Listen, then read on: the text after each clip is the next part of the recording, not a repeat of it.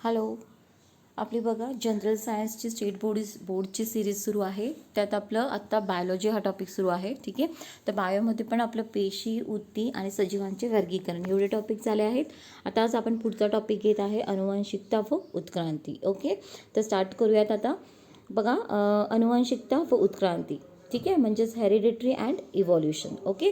आता इथे लक्षात ठेवणार, इथे विचारलं सजीवांच्या पेशी केंद्रकातील अनुवांशिक गुणधर्म वाहून नेणारा घटक कोणता. ठीक आहे. तर ते असते आहे क्रोमोझोम, गुणसूत्र. ठीक आहे.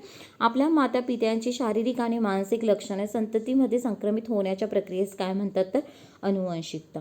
ओके. डीएनएचा रेणू कोणत्या घटकांपासून बनलेला असतो, तर डीएनए जे असते डीएनए हे 3 घटकांपासून बनलेला असतो. एक म्हणजे शर्करा, ठीक आहे, म्हणजे शुगर्स, आणि ही शुगर कशी असते, डीऑक्सी रायबोस शुगर. डीऑक्सी का म्हणतात, कारण याच्यामध्ये एक ऑक्सिजन कमी असतो.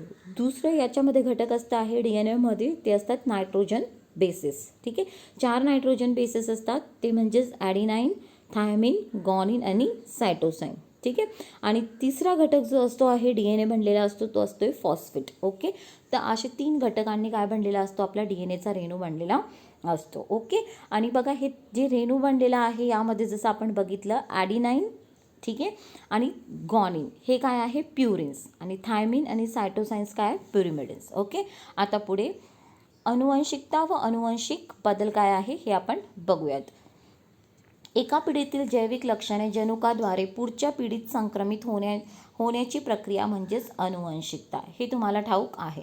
आधुनिक अनुवंशिकाचा प्रारंभ कोणी केला, ग्रेगर जोहान मेंडल यांनी केला. त्यांनी 1886च्या सुमारास बराच कालावधी संशोधन करून अनुवंशिकतेबद्दल निष्कर्ष शोधून काढला.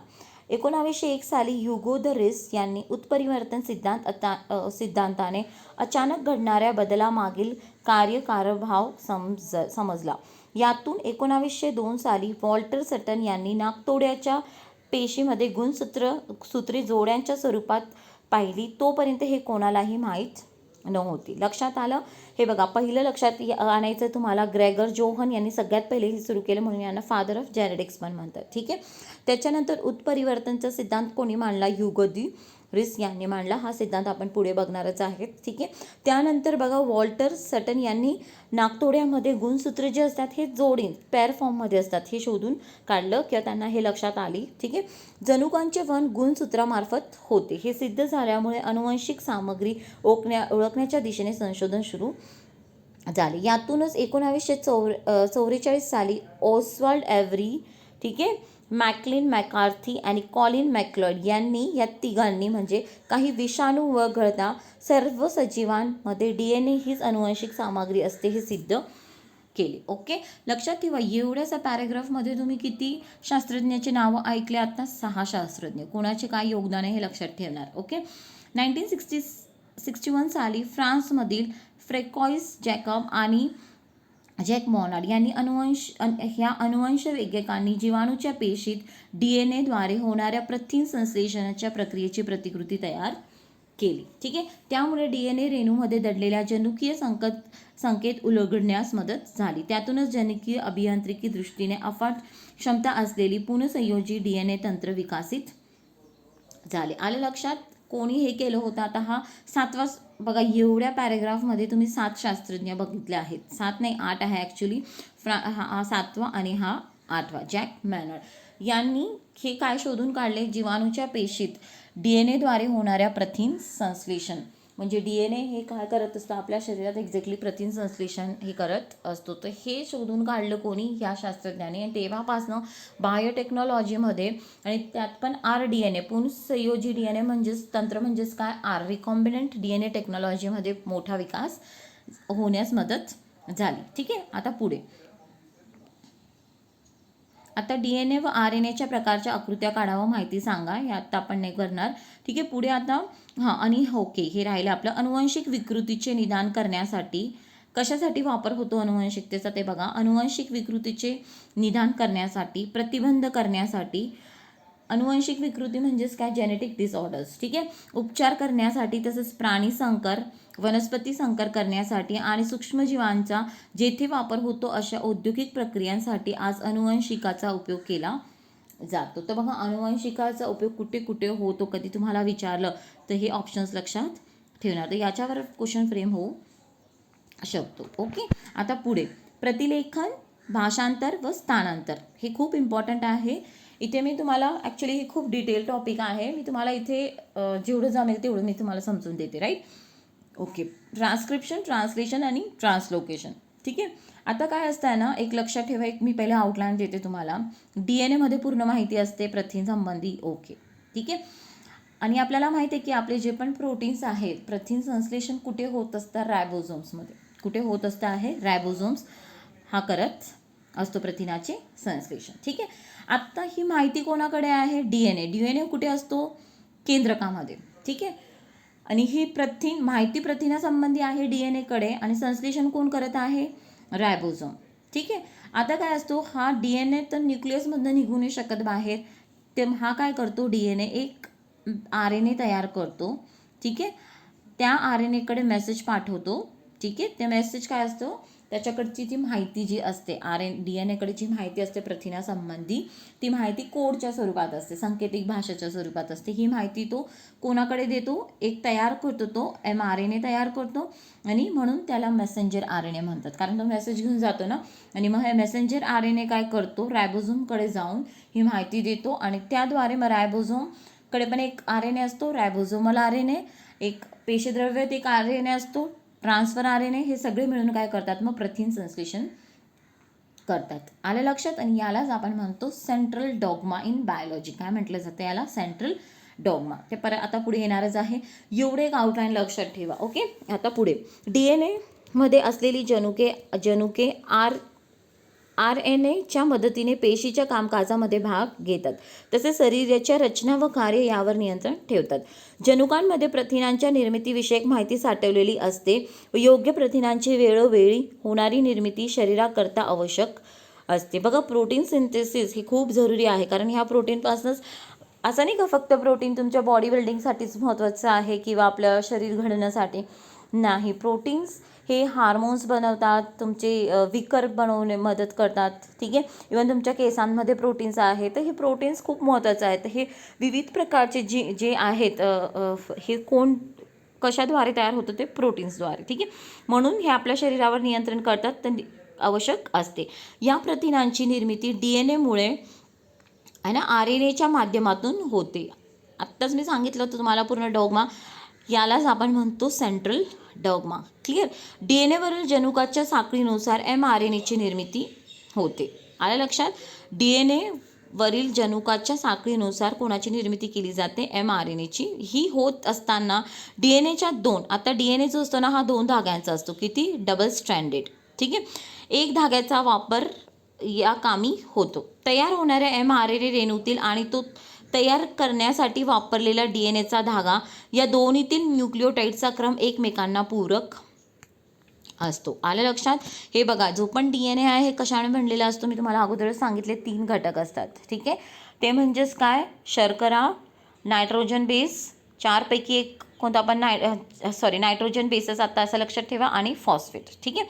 तर न्यूक्लिओटाईड म्हणजेच काय, की आता ही जी चेन असते, तर यातली चेनमधली एक मणी असं समजा, एक मणीमध्ये काय काय असतं आहे, शर्करा, ठीक आहे, फॉस्फेट आणि नायट्रोजन, 4 पैकी कोणता पण एक नायट्रोजन बेस. या मणीमध्ये काय काय असतं आहे, शर्करा, फॉस्फेट आणि 4 नायट्रोजन पैकी एक कोणता पण नायट्रोजन बेस. आणि यालाच आपण काय म्हणतो, न्यूक्लिओटाईड. आलं लक्षात. ओके. तर त्या दोन्ही न्यूक्लिओटाईडचा क्रम एकमेकांना पूरक असतो. आणि हे न्यूक्लिओटाईडचा जेव्हा आपण क्रम वाचतो, ठीक आहे, आता फॉर एक्झाम्पल हे 3 न्यूक्लिओटाईड्स आहेत, इथे 3 न्यूक्लिओटाईड्स आहे आपल्या DNA मध्ये. ठीक आहे. हे 3 न्यूक्लिओटाईड आपण कसं वाचतो, याच्यावर जे नायट्रोजन बेस आहे त्याच्यावर. आता फॉर एक्झाम्पल इथे आहे ॲडिनाईन, ठीक आहे, इथे आहे ग्वानिन आणि इथे आहे सायटोसाईन. तर तुम्ही हे न्यूक्लिओटाईड कसे वाचणार, AGC. ठीक आहे. आणि अजून एक आता खाली मी सांगते तुम्हाला, थायमिन. ठीक आहे. तर हे GCT हा अशा पद्धतीचे आपण न्यूक्लिओटाईड वाचणार. ओके.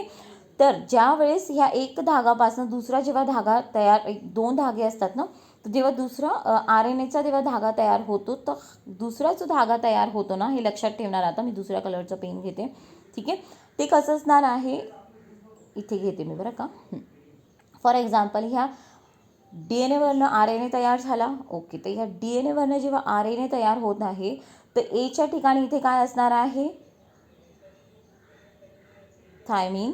ठीक आहे, जीच्या ठिकाणी सायटोसाईन, सायटोसाईनच्या ठिकाणी ग्वानिन आणि थायमिनच्या ठिकाणी ॲडिनाईन, कारण हे पूरक असतो. कारण ॲडिनाईनच्या पुढे काय असणार आहे, थायमिन. तर अशा पद्धतीने हे पूरक जोडणी तयार होते. ठीक आहे, याला मी डिटेल नाही सांगते तुम्हाला आता, पण एवढं लक्षात ठेवा, हे RNA तयार झालं आहे. RNA एकच जाग्याचं असतो.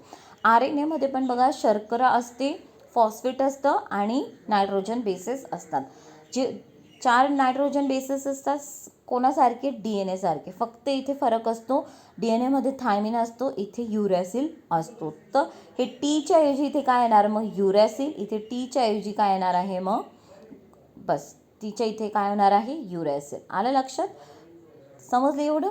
ओके, तर अशा पद्धतीने मग काय होतो, mRNAचा धागा तयार व्हायला लागतो. ओके, आता आणि DNA पासून mRNA तयार होणे यालाच आपण काय म्हणतो, ट्रान्सक्रिप्शन. क्लिअर. पुढे आता इथे बघा, आणि हे तयार होण्यासाठी एक एन्झाईम वापरला जातो, RNA पॉलिमरेज. कोणाचा वापर होतो, एक विकराचा. DNA पासून RNA तयार होत असताना एक विकर वापरला जातो, that is RNA polymerase. Okay, आता हे कुठे तयार, पेशी केंद्रकात तयार झालेला mRNA पेशीद्रव्यात येतो. तो येताना DNA वरील सांकेतिक संदेश घेऊन येतो. या संदेशामध्ये अमिनो अम्लेकरिता संकेत असतात. प्रत्येक अमिनो अम्लाकरिता असलेला संकेत कोड 3 न्यूक्लिओटाइडच्या संचाच्या स्वरूपात असतो. त्याला ट्रिप्लेट कोडॉन म्हणतात. आलं लक्षात. ओके, तर हे जे असतात, जी पण DNA कडे जी माहिती असते, it is in the form of A code. तर हे कोणत्या फॉर्ममध्ये असतात, कोडच्या फॉर्ममध्ये असतो. आणि हे कोड तो कोणाला देतो, mRNAला कोड देतो. ठीक आहे, आणि हे कोड 3 याचा असतो, 3 न्यूक्लिओटाइडला बनलेला असतो, म्हणून याला आपण म्हणतो ट्रिप्लेट कोडॉन. भारतीय वंशाच्या डॉक्टर हरगोविंद खुराना यांनी सर्व 20 अमिनो अम्लाकरिता असलेले कोडॉन शोधण्याच्या कामात महत्त्वाची भूमिका पार पाडली. आता इथे लक्षात ठेवा, आपला जो पण प्रोटीन्स असतात, प्रोटीन म्हणजेच काय आहे, प्रथिन म्हणजेच काय, अमिनो अम्लांची शृंखला. आलं लक्षात. म्हणजे प्रोटीन जेव्हा सिंथेसिस होत आहे, एक्झॅक्टली काय तयार व्हायला होत असतं, पहिले तर अमिनो आम्ल. ठीक आहे, त्यानंतर मग त्यांची शृंखला तयार होते, मग काय होतं, प्रोटीन. ठीक आहे, यासाठी त्यांना 1968मध्ये 2 शास्त्रज्ञांबरोबर नोबेल पुरस्कार पण देण्यात आलेला. ओके, आता पुढे त्यासाठी त्यांना 2 नोबेल पुरस्कार मिळालेला. ठीक आहे, आता पुढे प्रत्येक mRNA हा, आता हा बघा, प्रत्येक mRNA हा हजारो कोडॉनचा बनलेला असतो. त्यावरील संदेशानुसार, कारण त्याच्यावर संदेश कोणी दिलेला, DNA. ठीक आहे, त्यावरील संदेशानुसार प्रथिन तयार करण्यासाठी लागणारी अमिनो आम्ले पुरवण्याचं काम tRNA करतो. आता टी म्हणजेच काय, याला आपण ट्रान्सफर RNA म्हणतो किंवा वाहक RNA म्हणतो. mRNA आता बघा, न्यूक्लियस केंद्रकाच्या बाहेर आल्या पेशीद्रव्यामध्ये. पेशीद्रव्यामध्ये ऑलरेडी कोण फिरत आहे, tRNA. आता त्याची जी माहिती आहे, त्याच्यावर जे कोड आहे ते बघून त्याला पूरक अमिनो अम्लासाठीचे कोड कोण आणून देतो, mRNAकडे, वाहक RNA tRNA. त्याकरिता mRNAवर जसा कोडॉन असतो त्याला पूरक क्रम असलेला अँटीकोडॉन tRNAवर असतो. आलं लक्षात. आता tRNA काय करतो, जे पण पेशीद्रव्य असतं तिथनं अमिनो आम्ल घेऊन येतो, ते कोणत्या फॉर्ममध्ये आणतो, तो कोडच्या फॉर्ममध्ये, पण त्याला आपण म्हणतो अँटीकोडॉन. ओके, इथे लक्षात ठेवणार, अँटीकोडॉन. या क्रियेला भाषांतरण म्हणतात, ट्रान्सलेशन म्हणतात. आलं लक्षात. tRNA आणलेली अमिनो अम्लांची पेप्टाइड बंधाने शृंखला तयार करण्याचं काम rRNA करतो. आलं, हे बघा, mRNA आला बाहेर. ठीक आहे, आणि याच्यावर हजारो कोडॉन्स आहेत, है ना. त्याला लगेच tRNA भेटला. tRNAकडे पण तो काय करतो, याच्यावर जसे कोड्स आहेत त्याला पूरक म्हणून उलटे ना, म्हणून त्याला अँटीकोडॉन कोण घेऊन येतो, tRNA. ठीक आहे, आणि ह्यांना मग जोडायचं काम कोण करतो, त्याला आपण म्हणतो rRNA करतो. या दरम्यान रायबोझोम mRNAच्या एका टोकाकडून दुसऱ्या टोकाकडे एक ट्रिप्लेट कोडॉनचा अंतराने सरकत जातो. या क्रियेस आपण म्हणतो ट्रान्सलोकेशन. ओके. आणि बघा हा जो आहे जसं आतमध्ये रायबोझोमच्या आतमध्ये जातो, कारण हे सगळं सिंथेसिस कुठे होत असतं, प्रथिन संश्लेषण रायबोझोममध्ये. ठीक आहे. तर रायबोझोममध्ये काय होतं की रायबोझोम हे वाचत जातो ट्रिपलेट कोडॉन, आणि त्यानुसार tRNA कडून तो काय करत असतो, अँटी कोडॉन घेऊन एक अमिनो आम्ल ज्याचा मॅच झाला पुढे पाठवत असतो. तर हे सरकत असतो. ठीक आहे. म्हणून याला आपण म्हणतो स्थानांतरण. तर ह्या पद्धतीने जसं आता हा रायबोझोम आहे. ठीक आहे. या रायबोझोममध्ये हा RNA काय गेलं, सॉरी mRNA जात आहे पुढे पुढे. हे कोण वाचत आहे, रायबोझोम वाचत आहे. त्या अनुसार तो tRNA चे जे पण ट्रिपलेट अँटीकोडॉन होते त्याला मॅच करतो आणि पुढे तो पाठवतो. तर जे पहिले स्टार्टिंगला जे कोडॉन जातात त्याला आपण म्हणतो प्रारंभिक कोडॉन. ठीक आहे. असे म्हणतात. आता इथे बघा ट्रान्सलोकेशन असे म्हणतात. प्रथिनांच्या अशा अनेक शृंखला एकत्र येण्यानेच गुंतागुंतीची प्रथिने तयार होतात. हीच प्रथिने सजीवांच्या शरीरातील विविध कार्य पार पाडतात आणि त्यांच्या स्वरूपाने नियंत्रण करतात. सजीवांमधील जनुकामुळेच ते त्यांच्यासारखे सजीव निर्माण करतात व यातीलच काही जनुके जशीच्या तशी पुढच्या पिढीमध्ये संक्रमित होत केली जातात. त्यामुळे आईवडिलांचे काही गुणधर्म त्यांच्या अपत्यात येतात, परंतु काही वेळा या जनुकांमध्ये अचानक बदल होतो. जनुकातील एखादा न्यूक्लियोटाइड अचानक आपली जागा बदलतो. यामुळे जो लहानसा बदल घडून येतो त्यालाच आपण म्हणतो उत्परिवर्तन. काय म्हटलं जातं त्याला, उत्परिवर्तन, म्युटेशन. ठीक आहे. लक्षात ठेवणार इथे क्वेश्चन इथे कसं फ्रेम होणार आहे, हे उत्परिवर्तन हा जनुकामध्ये कसा बदल होतोय, अचानक बदल होतो. म्हणजेच अचानक बदल कसं जनुकामध्ये कसा, न्यूक्लियोटाइड अचानक आपली काय होतं, जागा बदलतो. जसं इथे बघा हा मूळ क्रम आहे. ठीक आहे. आता काय होत आहे, हे जागा ए बघा टी आहे, ए हे सी आहे. ठीक आहे. आता हा टीने काय केलं, हा पूर्ण त्याने जागा बदलली. हा पूर्ण काय झाला मग TG हे जो पूर्ण भाग वेगळा झाला. ठीक आहे. म्हणजेच काय झालं, आता अचानक जागा बदलल्यामुळे लहानसा बदल घडून येतो. तो बदल म्हणजेच काय, उत्परिवर्तन. आलं लक्षात. ओके. कारण हे बघा टीच्या ठिकाणी इथे काय आलं, जी आलं, तर हे चेंज झालं ना. ठीक आहे. आता हा ते जी होतं इथे काय आलं, ए आलं. इथे सी होतं इथे काय आलं, टी आलं. तर हे पूर्ण चेंज झालं. म्हणजे TGC हा पूर्ण बाहेर पडला आणि इथे नवीन आले. हा पूर्ण भाग न्यूक्लियोटाइडचा पूर्ण एक बाहेर पडतोय ना. ठीक आहे. तर हे 3 बाहेर पडले, त्या जागी दुसरे आले. ह्याच्यामुळे काय होतं, एक नवीनच प्रथिन तयार झाला असेल आणि हा वेगळा प्रथिन तयार झाला, याचा एक वेगळा गुणधर्म आहे आणि मग तो गुणधर्म त्या अपत्यामध्ये बघायला मिळतो. आपल्यामध्ये बघा जे पण काही गुणधर्म आहे, आपण उंच आहे, आपले कुराळे केस आहे, जे पण आपले स्वभाव जसं आहे, हे सगळं प्रथिनांमुळे आहे. जीन जसं काम करते त्याच्यामुळे आपल्याला हे गुणधर्म प्राप्त झाला आहे. तर इथे पूर्ण एक वेगळा प्रथिन तयार झाला, त्याचं गुणधर्म आता तो दर्शवणार, ते एक वेगळं आपल्याला क्वालिटी त्याच्यामध्ये बघायला मिळतं आणि यालाच आपण म्हणतो उत्परिवर्तन. क्लिअर. आता इथे लक्षात ठेवणार, ही बदल जो असतो हा अचानक असतो. असे प्रश्न विचारतात बरं का, की हे स्लो असतो बदल की अचानक असतो की फास्ट असतो. तर हा अचानक आणि फास्ट बदल असतो. उत्परिवर्तन कधी कधी किरकोळ तर कधी कधी लक्षणीय असते. उदाहरण, उत्परिवर्तनामुळे सिकल सेल अनिमियासारखा जनुकीय विकृतीही निर्माण होते. ही सातत्याने चालणारी अखंड प्रक्रिया आहे व ती डार्विन्सच्या नैसर्गिक निवडीच्या सिद्धांताने समर्थन करते. आलं लक्षात तुम्हाला इथे. तर ह्या उत्परिवर्तनामुळे कधी कधी चांगलं पण होतं काय, किंवा काही प्रॉब्लेमॅटिक पण आपल्याला येऊ शकतात. आलं. ठीक आहे. तर सिकल सेल अनेमिया हा रक्ताचा आजार आहे. इथे जे पण लाल रक्तपेशी असते, तर लाल रक्तपेशीचा आकार कसा असतो, बायकॉन्केव्ह असतो. ठीक आहे. पण इथे काय होतं मग, हा रक्तपेशीचा आकार कसा असतो, विड्याच्या आकारासारखा, सिकल शेप. ठीक आहे. तर हे लक्षात ठेवायचं आहे. ओके. आता पुढे इव्हॉल्युशन बघा. ट्रान्स्क्रिप्शन, ट्रान्सलेशन आणि ट्रान्सलोकेशन जे पण मी आता तुम्हाला समजवलं, हे मी थोडक्यात समजवण्याचा प्रयत्न केला आहे बरं का. मला इथे समजवणं खूप अवघड गेलं ते. ठीक आहे. पण स्टील मी तुम्हाला बेसिक पॉईंट सांगितले आहेत. ओके. आता इव्हॉल्युशन, उत्क्रांती म्हणजे सजीवांमध्ये अत्यंत सावकाश होणारा क्रमिक बदल होय. ही प्रक्रिया अत्यंत सावकाश व जीवांचा विकास साधणारी असते. अंतराळातील ग्रह ताऱ्यांपासून पृथ्वीवर असलेल्या जीवसृष्टीतील बदलांपर्यंत अनेक टप्प्यांचा विचार उत्क्रांतीच्या अभ्यासामध्ये करणे आवश्यक ठरते. नैसर्गिक निवडीला प्रतिसाद म्हणून सजीवांच्या एखाद्या वर्गाचा वैशिष्ट्यपूर्ण लक्षणांमध्ये अनेक पिढ्यापर्यंत बदल घडणाऱ्या ज्या प्रक्रियेमुळे अखेर नव्या जीवजाती निर्माण होतात ती प्रक्रिया म्हणजेच उत्क्रांती. हे लक्षात ठेवणार. उत्क्रांती म्हणजेच काय? नैसर्गिक निवडीला प्रतिसाद म्हणून, ठीक आहे, जी स्वतःमध्ये जे चेंजेस घडून येतात, बदल घडून आलेली प्रक्रिया म्हणजेच काय आहे? उत्क्रांती. ओके. कारण जसं वातावरण असेल, जशी परिस्थिती असेल त्यानुसार मग सजीव काय करत जातो? अनुकूल करत जातो. तर काय होतं? त्याच्या मागच्या पिढीपेक्षा आता पुढची पिढी आताच्या वातावरणाला अनुकूलन करत आहे, तर थोडे थोडे बदलत होत जातात आणि यालाच आपण म्हणतो उत्क्रांती. ओके. सुमारे 3.5 अब्ज वर्षापूर्वी पृथ्वीवर कोणत्याच प्रकारचे जीव अस्तित्वात नव्हते. सुरुवातीला अत्यंत साधी मूलद्रव्य असावीत आणि त्यापासून सेंद्रिय व असेंद्रिय प्रकारची साधी संयुगे तयार झाली असावीत.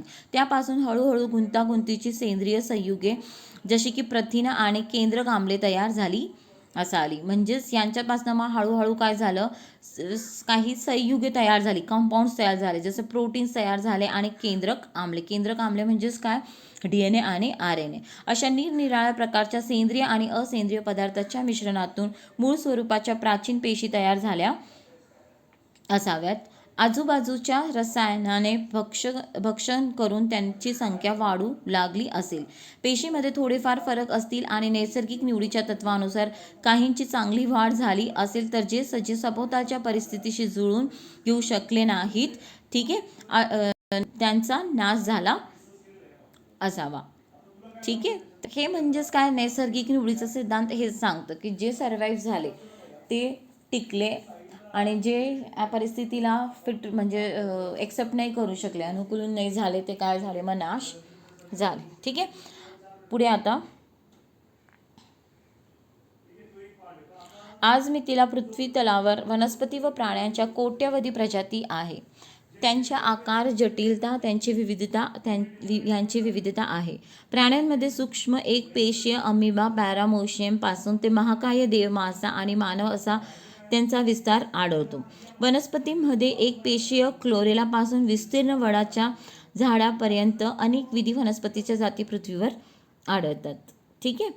पृथ्वीवरील सर्व ठिकाणी विषुववृत्तापासून दोन्ही ध्रुवापर्यंत सजीवांचे अस्तित्व आढळते. हवा, पाणी, जमीन, खडक अशा सर्व ठिकाणी सजीव आहेत. अतिप्राचीन काळापासून मानवाला या पृथ्वीवर जीवनाचा उगम कसा झाला व त्यात एवढी विविधता कोठून आली? ठीक आहे. एक मिनिट सॉरी. अतिप्राचीन काळापासून मानवाला ह्या पृथ्वीवर जीवनाचा उगम कसा झाला व त्यात एवढी विविधता कोठून आली असावी याबाबत उत्सुकता आहे.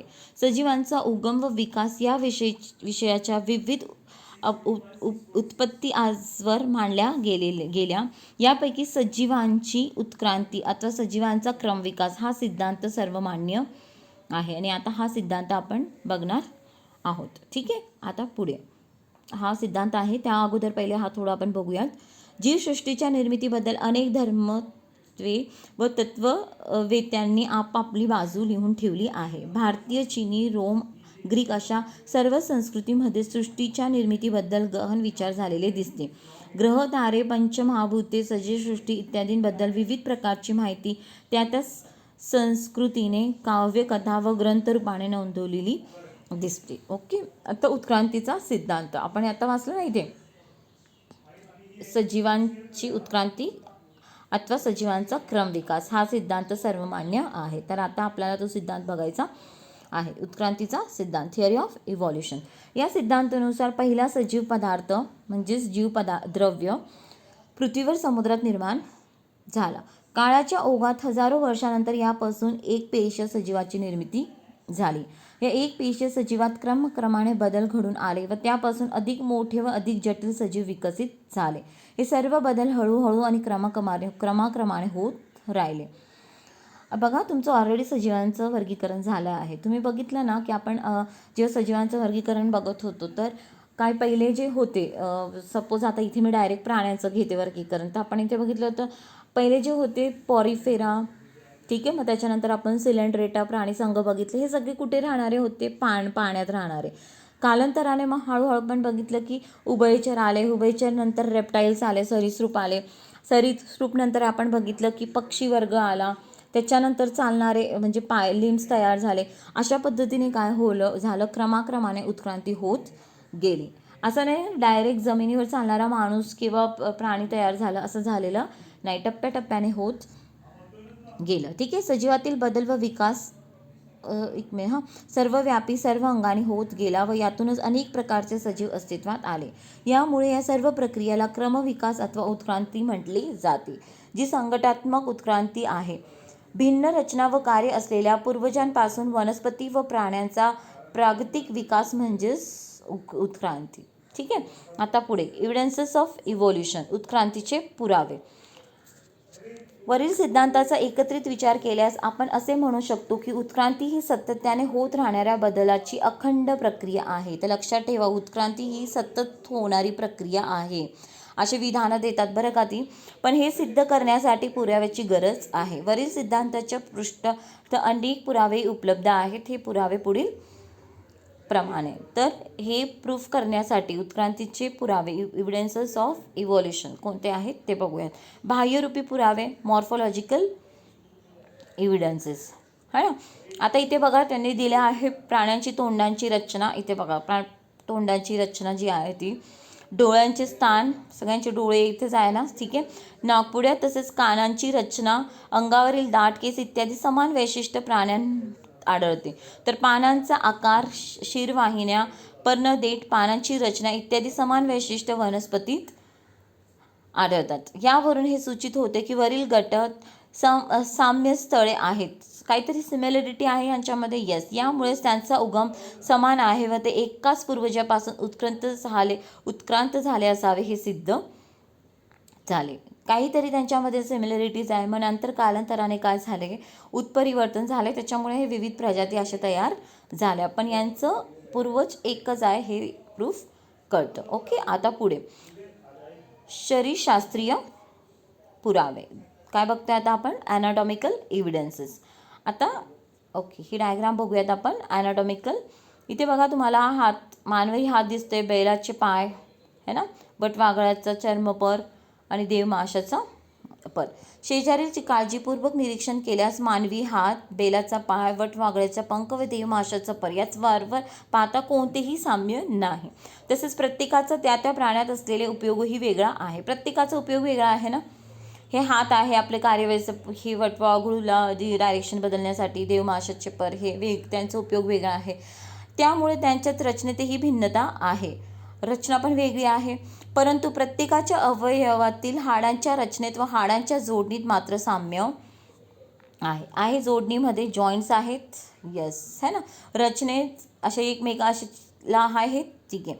जोडणीत मात्र साम्य दिसून येते. हे साम्य त्याचे पूर्व समान असावेत यापुढे निर्देश करते. ओके. ॲनाटॉमिकल एव्हिडन्सेस. आता पुढे वेस्टिजियल ऑर्गन्स, ज्यालाच आपण म्हणते अवशेषांगे. ठीक आहे. हे आपण वाचूयात आता. अवशेषांगे सजीवांमधील ऱ्हास पावलेल्या किंवा अपूर्ण वाढ झालेल्या निरुपयोगी इंद्रियांना अथवा अंगांना अवशेषांगे म्हणतात. ठीक आहे. काय असतात अवशेषांग, ऱ्हास पावलेल्या किंवा अपूर्ण वाढ झालेल्या निरुपयोगी इंद्रियांना, जे आपल्याला उपयोगी पडत नाही आहे अशा अंगांना आपण म्हणतो अवशेषांगे. बदलणाऱ्या किंवा भिन्न पर्यावरणात जगण्यासाठी सजीवात अचानक नवी ऊती, अंगे किंवा इंद्रिय उत्पन्न होऊ शकत नाही. तर अस्तित्वात असलेल्या इंद्रियातच क्रमाक्रमाने बदल घडून येतात. बहुतांशी एक विशिष्ट परिस्थितीत शरीरातील एखादी रचना उपयुक्त असते, परंतु भिन्न परिस्थितीत ती निरुपयोगी किंवा हानिकारक ठरते.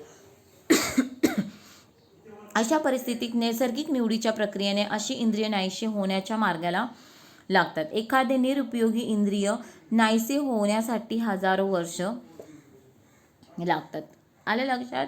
जसं बघा, जसं वातावरण जशा पद्धतीत सजीव जायला लागतो त्यानुसार काही अंग उपयोगी पडतात, काही अंग यात एवढं उपयोगी राहत नाही. ते अंग निरुपयोगी असतात किंवा कधी कधी ते हानिकारक पण ठरतात. मग कालांतराने काय होतं, ज्याचा वापर होत नाही, ज्या अंगकाचे किंवा आपल्या अवयवाचं ते काय होतं, मग वापरच होत नाही. मग ते हळूहळू पुढे पुढच्या उत्क्रांतीमध्ये तो भाग निघून जातो. आणि हे इंद्रिय नाहीसे होण्याच्या प्रक्रियेला हजारो वर्ष लागतात. या नाहीशा होत जाणाऱ्या इंद्रियांच्या वेगवेगळ्या अवस्था निरनिराळ्या प्राण्यांच्या शरीरात दिसतात. एखाद्या सजीवातील असा अवयव त्या सजीवात जरी काही कार्य करत नसला तरी दुसऱ्या सजीवात मात्र तो अवयव कार्य करत असतो. म्हणजेच दुसऱ्या सजीवासाठी तो अवशेषांग नसतो. जसं फॉर एक्झाम्पल आपल्यामध्ये काय आहे, आत्रपुच्छ. आत्रपुच्छ म्हणजेच काय, अपेंडिक्स. ठीक आहे, हे मनुष्यामध्ये अपेंडिक्स हे काय आहे, अवशेषांग आहे, वेस्टिजियल ऑर्गन आहे, कारण त्याचा काहीच उपयोग नाही. पण हेच अपेंडिक्स रवंथ करणाऱ्या प्राणीमध्ये हा उपयोगी आहे. म्हणजेच आपल्यासाठी मनुष्यासाठी अपेंडिक्स म्हणजे आत्रपुच्छ हे काय अवशेषांगे आहे, पण तेच रवंथ करणारे जे प्राणी आहेत त्यांच्यासाठी आत्रपुच्छ हे अवशेषांगी नाही, हे त्यांचा उपयोगाचा अंग आहे. ठीक आहे, म्हणजेच इथे आता वाचणार, मानवाला निरुपयोगी असणारा आंत्रपुच्छ हे रवंथ करणाऱ्या प्राण्यांसाठी एक उपयुक्त कार्यक्षम अवयव आहे. याचप्रमाणे मानवाला निरुपयोगी असणारे कानाचे स्नायू माकडांमध्ये मात्र कान हलवण्याकरता उपयुक्त आहे. तसेच माकडहाड, अक्कलदाढ, अंगावरील केस इत्यादी अवशेषांगे मानवाच्या शरीरात दिसून येतात. आपल्या शरीरात बघा माकडहाड आहे, पाठीला कधी एकदम खाली गेलं तर तुम्हाला ते फील होणार. अक्कलदाढ येते बघा. ठीक आहे, अंगावरील केस हे सगळे काय अवशेषांग आहे. थ्रू इव्हॉल्युशन काय झालं, हे कमी कमी होत गेले पण तरीही आपल्याला दिसत आहे. ठीक आहे, एवढं लक्षात ठेवणार. तर कधी तुम्हाला आलं की खालीलपैकी कोणते वेस्टिजियल ऑर्गन्स आहे, अवशेषांगे आहे, तर बहुतेक करून इथे इंग्लिश शब्द वापरला जाऊ शकतो. तर कोणते अवयव आहे जे वेस्टिजियल आहे, तर लक्षात ठेवणार आत्रपुच्छ म्हणजेच अपेंडिक्स, माकडहाड, अक्कलदाढ आणि अंगावरील केस. ओके, आता पुढे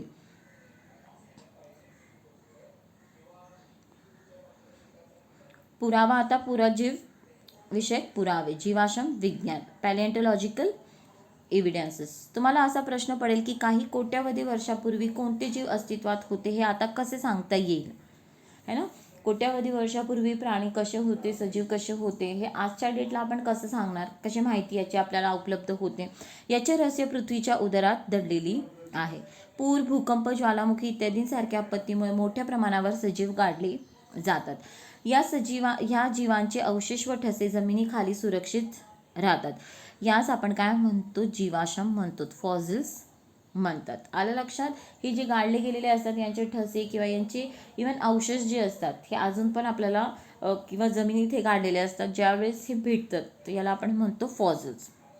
जीवाश्म आणि या फॉसिल्सचा अभ्यास करून, ह्या जीवाश्माचा अभ्यास करून आपल्याला कोट्यावधी वर्षाची माहिती उपलब्ध होऊ शकते. जीवाश्माचा अभ्यास हे उत्क्रांतीच्या अभ्यासाचा एक महत्त्वाचे अंग आहे. ठीक आहे, मग आता जीवाश्माचा अभ्यास करून आपल्याला एवढ्या वर्षाची माहिती कशी उपलब्ध होते, तर ते आता आपल्याला बघायचं आहे. ठीक आहे, जेव्हा प्राणी अथवा वनस्पती मृत पावतात तेव्हा त्यांचे कार्बन ग्रहण करणे थांबते व त्या क्षणापासून त्यांच्या शरीरातील C14, कोणता, C14 हा कार्बन आहे, हा किरणोत्सर्गी कार्बन आहे, याचा रास ही एक प्रक्रिया सतत चालू होते. जसंच मृत पावल्यानंतर काय होतं, याचा रास व्हायला सुरुवात होते.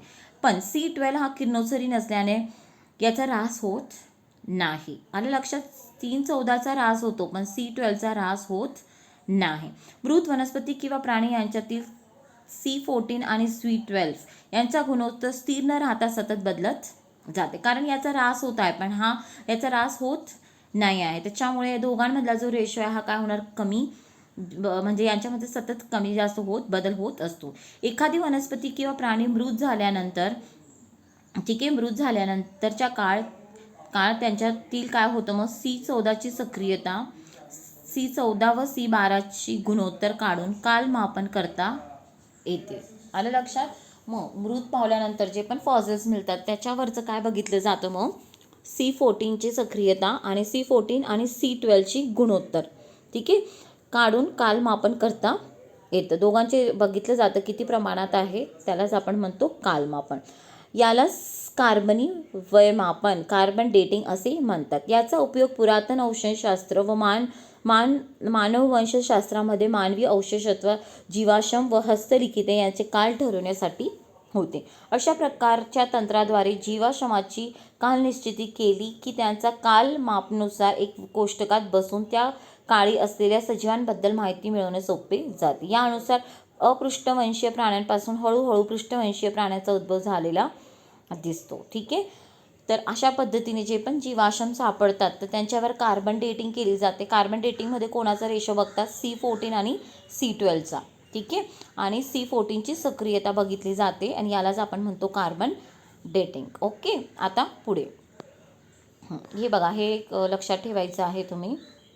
पहिले ते हे वाचून घेऊयात आपण. हे कार्बन डेटिंग कोणी शोधली होती? कार्बनी वयमापन पद्धत ही नैसर्गिक कार्बन C14च्या किरणोत्सर्ग क्षयावर आधारलेली असून विलार्ड लिबी, कोण होते ते? विलार्ड लिबी यांनी 1954मध्ये विकसित केली. यासाठी लिबी यांना 1960चे रसायनशास्त्रातील नोबेल पारितोषिक देण्यात आले. या पद्धतीने काढलेली विविध पदार्थाची वय रेडिओ कार्बन नावाच्या शोधपत्रिकेत प्रसिद्ध करण्यात येतात. लक्षात ठेवा, radio carbon it is related to, हे शोधपत्रिका आहे ज्याची डेटिंग झाली आहे. ठीक आहे. या जीवाश्मांची माहिती दिली जाते, ते हे लक्षात ठेवणार. आणि विलार्ड लिबी हे लक्षात ठेवणार, यांना रसायनशास्त्राचा भेटला आहे बरं का नोबेल. बायोलॉजीमध्ये वाचताय म्हणून असं नका की बायोलॉजीचा भेटला असेल, असं होतं कन्फ्युजन. ओके. पुढे आता हा एक चार्ट दिला आहे बघा. ठीक आहे, की कशा पद्धतीने, जसं आता पुराजीव महाकल्प, मध्यजीव महाकल्प आणि नूतन महाकल्प. जसं तुम्ही पॅलिओझोइक, मिसोझोइक आणि सेन्झोइक एक महाकल्प आपण वाचतो. यात मग कोणते सजीव आले त्यानुसार ठीक आहे बघितलं जाते. इथे बघा अपृष्ठवंशीय, त्याच्यानंतर मत्स्य, उभयचर आणि मग सरीसृप आले. सरीसृप आणि मग त्याच्यानंतर पक्षी आणि मग सस्तन. इव्हॉल्युशन बघा ना आता तुम्ही कसं झालं आहे ते. आता येत आहे लक्षात उत्क्रांती. आणि हा टेबल खालून वाचायचा. पहिला कल्प पुराजीव पॅलिओझोइक, हा मिसोझोइक आणि हे आहे सेन्झोइक. बघा पृथ्वीच्या उत्क्रांतीचा इतिहास. ठीक आहे. याचा लेक्चर मी EMPSC कट्टावर घेतलेला आहे, तर ते एक वेळेस चेक करून घ्या. इवन हा जो टॉपिक आता मी टेबल आहे हा पण तुम्हाला तिथे समजेल आणि इवन जॉग्रफीमधला काही भाग तुम्हाला तिथे कळून जाणार. ओके. सो पुढे आता हे होते आपले विलार्ड लिबी. आता पाचवा जो पॉईंट आहे जे पुरावा देतात ते आहे कनेक्टिंग लिंक. ओके. तर ते आपण बघूयात आता कनेक्टिंग लिंकबद्दल. हे प्राणी बघून घ्या, डक बिल प्लॅटिपस, लॉंगफिश आणि पॅरी पॅटिप्स. ठीक आहे. आता इथे बघणार, काही वनस्पती व प्राणी यांच्यात काही शारीरिक लक्षणे अशी असतात की त्यांच्यावरून त्यांच्या दुसऱ्या दोन भिन्न गटाशी संबंध जोडता येतो, म्हणून त्यांना जोडणारा दुव्वय असा म्हणतात. आलं लक्षात? कनेक्टिंग लिंक बिटवीन कोणा, म्हणजे हे काय करतात, अशी लक्षणे असतात, दोघांची लक्षणे, दोन भिन्न गटातील जे सजीव असतात ह्या दोघं भिन्न गटातील सजीवांची लक्षणे त्या एका सजीवामध्ये असते. ठीक आहे. आणि म्हणून त्याला काय म्हटलं जातं, त्या सजीवाला त्या दोन भिन्न गटातील कनेक्टिंग लिंक ओके जोडणारा दुवा म्हटला जातो. जसं उदाहरण पॅरिपेटस या प्राण्यामध्ये, पॅरिपेटस इथे आकृती बघून घ्या, पॅरिपेटस हे आहे पॅरिपेटस. कसं दिसतंय बघून घ्या, वलय वगैरे दिसतं आहे. येस. आता आपण बघूयात. पॅरिपेटस या प्राण्यामध्ये वलयी प्राण्यांप्रमाणे खंडीभूत अंग, पातळ उपचर्म व पार्श्वपादाचा सारखे अवयव दिसून येतात. तसेच ह्या प्राण्यांमध्ये संधिपात प्राण्याप्रमाणे श्वासनलिका व खुली रक्ताभिसरण संस्था आढळते. म्हणजे बघा अँथ्रोपोडासारखे पण त्याच्यामध्ये गुणधर्म आहे आणि ॲनेलिडासारखे पण गुणधर्म आहेत. त्याच्यामुळे ॲनेलिडा आणि अँथ्रोपोडाला जोडणारा हे कोण आहे, पॅरिपेटस. ओके. यावरून पॅरिपेटस हा ॲनेलिडा व संधिपात प्राणी या दोघांना जोडणारा दुवा आहे. तसेच डकबिल प्लॅटिपस, आता बघा इथे डकबिल प्लॅटिपस बघितलं कसं दिसतो आहे.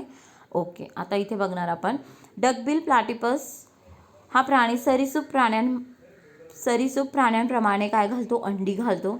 परंतु दुग्ध ग्रंथी व शरीरावरील केस यामुळे सस्तन प्राण्यांशी नाते सांगतो. म्हणजेच याच्यावर काय सांगतो की lungfish is a connecting link between सरीसृप आणि सस्तन प्राणी, रेप्टाइल्स अँड मॅमल्स. ठीक आहे. आता पुढे लंगफिश हा जरी मत्स्य असला तरी फुफ्फुसांद्वारे श्वसन करतो. कोण, लंगफिश. लंगफिशला अजून काय म्हणतात माहिती आहे का, प्रोटोपेटेरस काय म्हटलं जातं हे पण लक्षात ठेवा. बऱ्याच वेळेस कधी तुम्हाला ना लंगफिश ना वापरता हा शब्द वापरू शकतात ते प्रोटो, मी इथे लिहिते आहे बघा प्रोटोटेरस. ठीक आहे. हे काय आहे, बघा, मत्स्य असला तरी फुफ्फुसाद्वारे श्वसन करतो. आले लक्षात. या उदाहरणावरून सस्तन प्राणी हे सरीसृप प्राण्यांपासून तर उभयचर हे मत्स्य पासून उत्क्रांत झाले असावेत असे लक्षात येते. म्हणजेच काय आहे की जो पण लंगफिश आहे हे कोणाच्या मधला जोडणारा दुवा आहे, तर मत्स्य आणि उभयचर. आलं लक्षात. स्पायसिस आणि ॲम्फिबियाला कनेक्टिंग लिंक कोण आहे, लंगफिश, किंवा त्याला प्रोटोपॅटरस पण म्हणतात. ओके.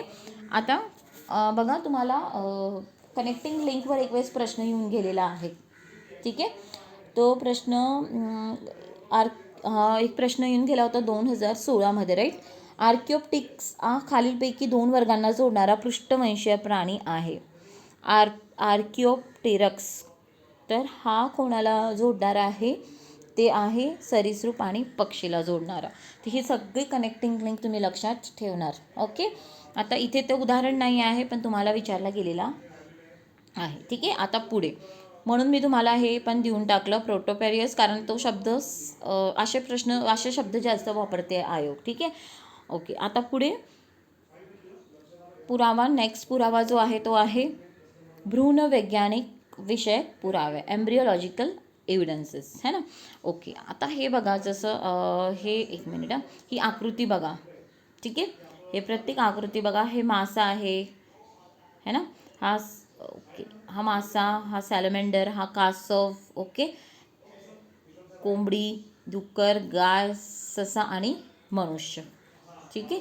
हे प्रत्येकाचे भ्रूण बघा. आता तुम्ही प्रत्येकाचं भ्रूणची पहिली जी अवस्था आहे, फर्स्ट स्टेप, सारखे आहे प्रत्येकाचे भ्रूण. मग ते मास असो, कासव असो, मनुष्य असो की डुक्कर असो, सगळे सारखे दिसत आहेत की नाही. भ्रूण सगळ्यांचा कसा आहे, सारखा आहे. पण जसंच त्यांच्यामध्ये वाढ होत गेली, ठीक आहे, जसं त्यांची वाढ व्हायला लागते त्या भ्रूणाची, मग त्यांच्यामध्ये पुढे पुढे जाऊन काय होतं, बदल बघायला मिळतं. काय होतं, बदल बघायला मिळतो. पण स्टार्टिंगला तर ते कसे असतात, एकदम सारखी, भ्रूणची रचना सारखी असते. ओके. तर हे बघणार तुम्ही. बाजूच्या चित्रात विविध पृष्ठवंशीय प्राण्यातील भ्रूण वाढीची वेगवेगळ्या टप्प्यात तुलनात्मक अभ्यास केल्यात असे आढळले की प्रारंभिक अवस्थेत या भ्रूणांमध्ये खूपच साम्य दिसते व विकासाच्या पुढील टप्प्यांमध्ये ते कमी होत जाते. बघितलं ना, कमी कमी होत गेलं आहे ते.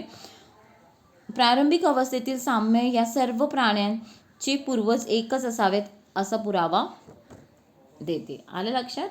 ठीक आहे. तर हे सगळे एकाच सजीवांपासून तयार झाले असं हे पुरावा देतात. तर आलं लक्षात. आपण किती मग पुरावे बघितले. एक बघितला आपण एम्ब्रियोलॉजिकल एव्हिडन्स, एक पुरावा आपण बघितला इथे कनेक्टिंग लिंक, जोडणारा दुवा. एक लिंक आपण बघितली पुराजीविषयक पुरावे म्हणजे पॅलिएंटोलॉजिकल एव्हिडन्स, वेस्टिजियल ऑर्गन्स, शरीरशास्त्रीय पुरावे आणि मॉर्फोलॉजिकल एव्हिडन्सेस, बाह्यरूप पुरावे. ते या पुराव्यांवरनं कळतं आहे की सगळे सजीव हे एका सजीवांपासून उत्क्रांत झालेले आहेत. ओके. आता पुढे डार्विनचा नैसर्गिक निवडीचा सिद्धांत.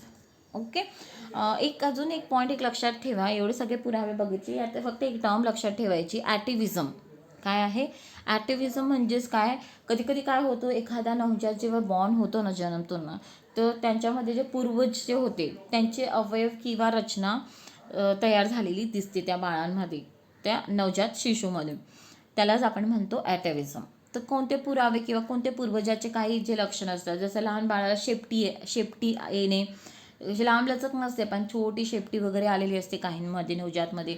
काहींमध्ये खूप दाट केस आलेले असतात. तर हे काय आहे, पूर्वज आपले जे माकड वगैरे होते यांची गुणधर्म आता पण बघायला मिळतात कधी कधी. हे खूप खूप रेअर, पण त्या प्रक्रियेला आपण म्हणतो ॲटिव्हिजम. ओके. आता पुढचं, आता उत्क्रांतीचे जे पण सिद्धांत आहे त्याबद्दल आपल्याला बोलायचं आहे. तर पहिला जो आहे डार्विनच्या नैसर्गिक निवडीचा सिद्धांत, Darwin's theory of natural selection. इथे मी तुम्हाला एक पॉईंट सांगणार, इथे जे पुस्तकात नाही आहे, पण डार्विनला हा सिद्धांत काढण्यामागे प्रोत्साहन कोणत्या थिअरीपासून भेटला होता माहिती आहे तुम्हाला? डार्विनने ही जी पण नैसर्गिक वाढीचा जो सिद्धांत दिलेला, नॅचरल सिलेक्शन, हे प्रोत्साहन त्याला भेटलं होतं माल्थसचा. माल्थस पॉप्युलेशन थिअरी दिली आहे त्याने, एसे ऑन पॉप्युलेशन हा एक ग्रंथ किंवा एक पेपर त्याने प्रकाशित केला होता आणि त्याच्यावरनं डार्विनला प्रोत्साहन भेटला आणि त्याने दिलं होतं थिअरी ऑफ नॅचरल सिलेक्शन. आणि नैसर्गिक निवडीचा किंवा हे जे आहे त्याचे 7 पॉईंट्स आहे खरं ह्या सिद्धांताचे. इथे जेवढे दिले आता आपण बघूयात. ओके. चार्ल्स डार्विनने विविध प्रदेशातील वनस्पती व प्राण्यांचे असंख्य नमुने गोळा केले व त्यांच्या निरीक्षणावरून डार्विनने पुढे सक्षम ते जगतील असं सांगणारा नैसर्गिक निवडीचा सिद्धांत प्रसिद्धीस दिला. कुठे गेलं एक मिनिट. सक्षम ते जगतील म्हणजेच काय, सर्वायवल ऑफ फिटेस्ट. जे फिट असतील तेच काय होतील, जगतील असे सांगणारा नैसर्गिक निवडीचा सिद्धांत प्रसिद्धीस दिला. डार्विन याने त्यासाठी ओरिजिन ऑफ स्पेसीस हे पुस्तकही प्रसिद्ध केले. म्हणजे हे सिद्धांत त्याने कोणत्या ग्रंथात दिलं होतं, ओरिजिन ऑफ स्पेसीस. या स्पष्टीकरण देताना डार्विन म्हणतो, सर्व जीव प्रचंड संख्येने पुनरुत्पादन करतात. हे सर्व जीव एकमेकांशी स्पर्धा करतात जी अक्षरशः जीवघेणी असते. या स्पर्धेत जो जीव जिंकण्यासाठी आवश्यक गुणधर्म दाखवतो तोच तगून राहतो. पण ह्या व्यतिरिक्त नैसर्गिक निवडही महत्त्वाची ठरते, कारण निसर्गात सुयोग्य जीवच जगतात, बाकीचे मरतात. जगलेले जीव पुनरुत्पादन करू शकतात व आपल्या वेगवेगळ्या वैशिष्ट्य सकट नवीन प्रजाती तयार करतात. डार्विनचा नैसर्गिक निवडीचा हा सिद्धांत बऱ्याच काळापर्यंत सर्वमान्य राहिला, पण नंतर त्यातही काही बाबीबद्दल आक्षेप घेतले गेले. त्यातील महत्त्वाचे म्हणजेच एवढं नैसर्गिक निवडीचा खूप सोपा आहे, ठीक आहे, हा सिद्धांत डार्विनने सांगितलेला, पण त्याच्या काही पॉईंट्सवर नंतर क्रिटिसाइज झाला. नैसर्गिक निवड ही एकमेव गोष्ट उत्क्रांतीला कारणीभूत नाहीच आहे, ठीक आहे. उपयोगी व निरुपयोगी बदलाचे स्पष्टीकरण डार्विनने दिले नाही, है ना. त्याने सांगितलं नाही, जसं आपण बघितलं ना, उपांगी वेस्टिजियल ऑर्गन्स, जे उपयोग करणार नाही ते ऑर्गन्स, ते अवयव नंतर काय होतं, उत्क्रांतीमध्ये ते निघून जातात. तर असं याने सांगितलेलं नाही होतं. मग नंतर हे लॅमार्कने सांगितलेलं आहे या सिद्धांतमध्ये सावकाश होणारा बदल व एकदम होणारा बदल याचा उल्लेख केलेला नाही, ठीक आहे. म्हणजेच म्युटेशनबद्दल डार्विनने हे काही सांगितलेलं नाही होतं, ठीक आहे. तर हे आहे Darwin's theory of natural selection. अजून एक पॉईंट इथे मी तुम्हाला एक्स्ट्रा सांगते आहे डार्विनचं, की सर्वात जास्त कोणत्या सजीवावर अभ्यास केलं होतं डार्विनने, ते केलं होतं पक्षीवर. ओके. आता पुढे शास्त्रज्ञ बघा, चार्ल्स रॉबर्ट डार्विन 1809 to 1882 या इंग्लिश जीवशास्त्रज्ञाने उत्क्रांतीचा सिद्धांत मांडला. इंग्लिश त्यांनी दाखवून दिले की सजीवांच्या सर्व जाती समान पूर्वजापासून क्रमाक्रमाने व हजारो वर्षाच्या कालखंडानंतर विकसित झालेल्या आहेत, ठीक आहे. जाती समान पूर्वजापासून, ठीक आहे, विकसित झाल्या आहेत. या विकासास नैसर्गिक निवडीचा तत्व कारणीभूत ठरले असे त्यांनी प्रतिपादन केले. जे सर्वाईव्ह झाले तेच मग काय झाले, जिंकले आणि ते जगले, ठीक आहे. तर हे सांगितलं होतं चार्ल्स डार्विन. चार्ल्स डार्विन वाचा, खूप इंटरेस्टिंग आहे. चार्ल्स डार्विनचा अजून एक सांगू मी, ते ज्या सजीवाचा अभ्यास करायचे ना, तो सजीव ते पहिले ते खायचे, त्याच्यानंतर त्याचा अभ्यास करायचे, ठीक आहे. व्हेरी वेगळेच होते ते, तुम्ही वाचा त्यांच्याबद्दल, ठीक आहे. आता लॅमार्कवाद, लॅमार्किझम, ठीक आहे. उत्क्रांती होत असताना बघा, आपण उत्क्रांतीचे सिद्धांत बघत आहे. एक डार्विनचा बघितला, आता आहे लॅमार्किझम, लॅमार्क, ठीक आहे. हे आहेत बघा आपले लॅमार्क. त्यांच्याबद्दल आपण वाचूयात अगोदर, त्याच्यानंतर त्यांचा सिद्धांत बघूया. जीन बॅप्टिस्ट लॅमार्क 1744 ते 1829. बघा, डार्विनपेक्षा हे मोठे आहेत, लक्षात ठेवा हां. उत्क्रांती मागे त्या जीवाचे प्रयत्न कारणीभूत असताना असा विचार लॅमार्क यांनी मांडला, ठीक आहे. उत्क्रांती मागे त्या जीवाचे प्रयत्न कारणीभूत असतात असा विचार लॅमार्कने मांडला. या फ्रेंच, कोणत्या देशाचे होते हे, फ्रेंच निसर्गशास्त्रज्ञ होते. हे असे सुचवले की प्रत्येक प्राणी अथवा वनस्पती आपल्या आयुष्यादरम्यान बदलत असतो व तिच्या पुढच्या पिढीकडे हे बदल पोहोचवले जातात आणि पुढील प्रत्येक पिढीमध्ये असे बदल घडतात. असं ते कोणी सांगितलं होतं, लॅमार्क. तो म्हणतो की जीवांचे प्रयत्न हे कारणीभूत ठरतात. कसं काय, त्याने बघा जिराफचं उदाहरण घेतलं होतं. जिराफ काय, उंच झाडांचं पानं काढण्यासाठी तो काय करायचा, पुढचे जे पाय होते तो ताणायचा आणि मान पण ताणायचा, जेणेकरून त्याला अन्न भेटेल. त्याच्यामुळे त्याचे पुढचे पाय लांब झाले आणि मान पण लांब झाली, ठीक आहे. असं होत गेलं आणि मग प्रत्येक जी त्याची पाय आणि जे पण मान होती ही उंच म्हणजे लांब होत गेली. तर म्हणून तो म्हणतो प्रयत्न हा कारणीभूत असतो. आणि मग याच्यापासून जेव्हा पुढे जे नवीन जिराफ तयार झाले त्यांचे डायरेक्टली काय होते, लांब, पुढचे पाय लांब आणि मान त्यांची लांब. ठीक आहे, तर हे कोण सांगत होतं, लॅमार्क. ओके, आता पुढे हे लक्षात ठेवणार, हे कोणत्या देशाचे होते, फ्रेंच, आणि हे निसर्गशास्त्रज्ञ होते. डार्विन हे इंग्लिश जीवशास्त्रज्ञ होते. ओके, लॅमार्क. उत्क्रांती होत असताना सजीवांच्या शरीर रचनेत बदल होतात व या बदलामागे त्या जीवाने केलेल्या प्रयत्न व केलेले आळस कारणीभूत असतो, असा सिद्धांत जीन बॅप्टिस्ट लॅमार्क यांनी मांडला. याला त्यांनी इंद्रियांचा वापर व न वापराचा सिद्धांत, use or disuse of organs, असे म्हटले आहे. म्हणजे ज्या अवयवाचा तुम्ही वापर करणार तो अवयव जास्त विकसित होणार आणि ज्याचा तुम्ही वापर करणार नाही तो मग निघून जाणार, असं त्याने सांगितलेलं आहे. ठीक आहे, त्याही पुढे जाऊन त्यांनी असे म्हटले की पिढ्यानिपिढ्या जिराफ आपली मान ताणत झाडावरची पाने खात असल्यामुळे लांब मानेचे झाले.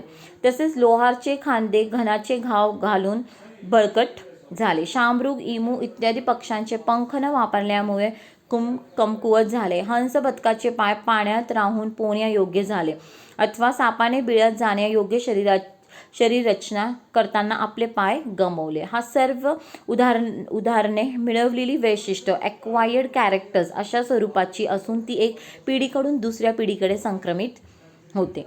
हाच तो मिळवलेल्या बदलाचा संक्रमण सिद्धांत, theory of inheritance or acquired characters, किंवा त्यालाच आपण म्हणतो लॅमार्क वाद. कारण की बघा, यात जो आहे ॲक्वायर्ड म्हणजे हे काय आहे, त्याला मिळालेले आहेत ना, मिळवलेले.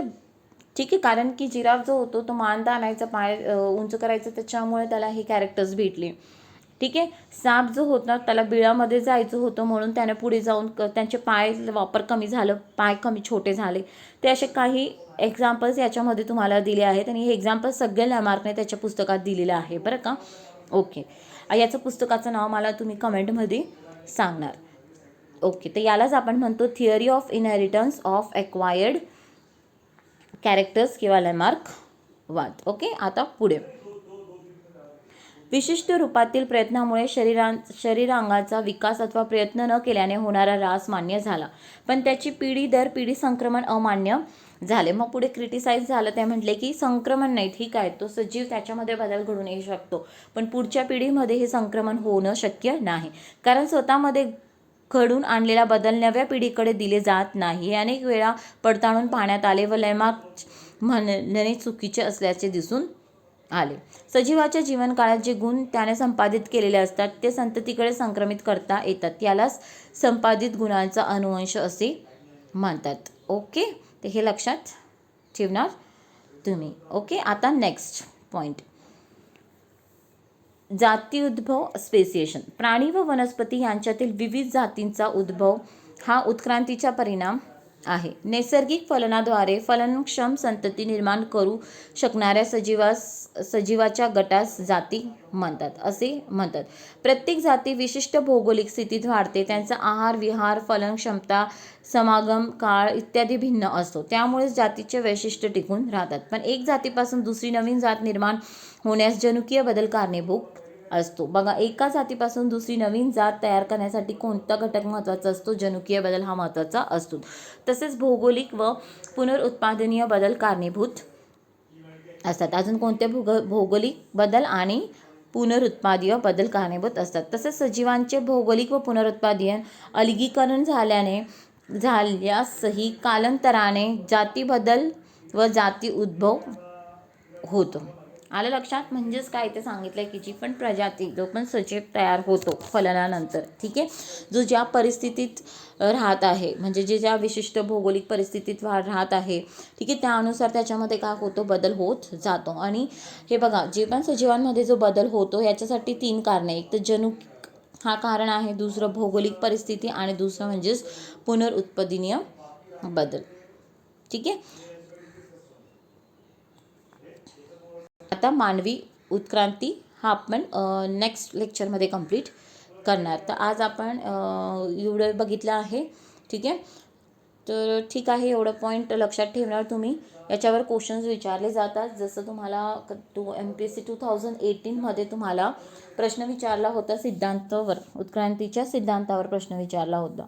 ठीक आहे, 2018च्या परीक्षेमध्ये. तर विचारला गेला होता की खालीलपैकी कोणते उत्क्रांतीशी संबंधित सिद्धांत आहेत. तर नैसर्गिक निवडीचा सिद्धांत, उत्परिवर्तनाचा सिद्धांत. उत्परिवर्तनाचा सिद्धांत दिला होता ह्युगो डी व्हेरिस यांनी, याच्यात नाही आहे ते आलेला आपला. ठीक आहे, त्याच्यानंतर वियोग सिद्धांत. वियोग सिद्धांत हे डेलिगेशनचा सिद्धांत आहे ॲक्च्युली, हिच्यात पण नाही आहे ते. तर हे उत्तर होतं त्याचं. ओके, तर हे एवढं एक लक्षात ठेवणार. ओके, डेलिगेशन सिद्धांत म्हणजेच काय की थोडे काही चेंजेस एका पिढीपासून दुसऱ्या पिढीकडे होत असतात. हे पण डार्विनचाच पुढचा एक सिद्धांत आहे. ठीक आहे, आणि एक दिला होता त्यांनी वारसा वर्ण गुणधर्म सिद्धांत. ठीक आहे, तर हा नाही आहे. तर फक्त तुमचं हे 3 नैसर्गिक निवडीचा सिद्धांत, उत्परिवर्तन उत्क्रांतीचा सिद्धांत आणि वियोग सिद्धांत हेच उत्तर होतं त्याचं. ठीक आहे, तर आज मी एवढं तुमचं कंप्लीट केलं आहे. ठीक आहे, पुढच्या लेक्चरला आपण ह्युमन इव्हॉल्युशन बघूयात. याच्यावर पण क्वेश्चन्स विचारले गेलेले आहेत तुम्हाला. ओके, सो टिल नाव अभ्यास करत राहा. काय क्वेश्चन्स असतील तर तुम्ही कमेंटमध्ये मला विचारू शकतात. ठीक आहे.